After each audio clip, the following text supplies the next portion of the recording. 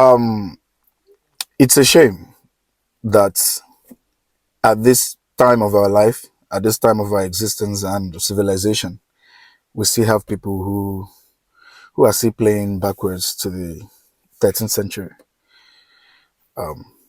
The images you are seeing is first of all, it was about the Anambra house that was built in Bayelsa, Yenagoa. The second is the Anambra Day that is being celebrated, that has been always been celebrated all around the world. Even last year, I was opportuned, I was privileged to attend the Anambra Igbo Day celebration in Cape Town, South Africa, which is fully sponsored by Pine Investors and Properties Limited. I was so proud of that day.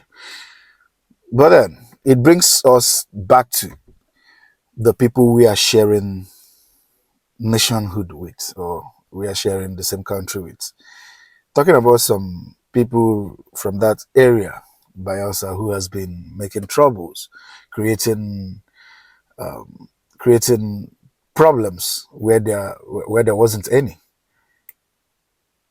The issue about building an Anambra house and also celebrating Anambra Day, how could this be a trouble for a civilized people, if not for typical villagers or typical villagers that sees every move of the Igbo man or by the Igbo man as a threat? An Igbo man wants to celebrate himself, he's a threat. An Igbo man wants to enjoy himself, he's a threat to non-Igbos. This is really bad, and it has come to the point that we must checkmate these things. It's no longer funny. It's no longer funny.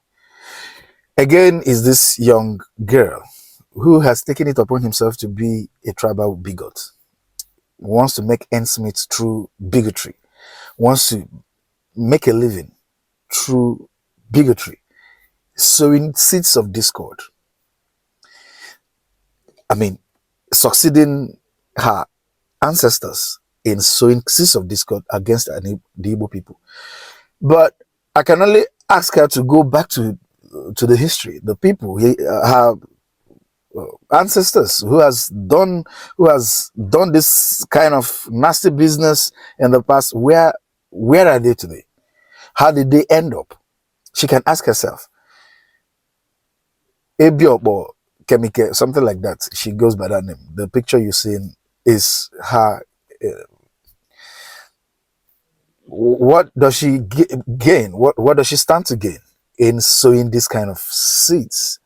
Hateful seed.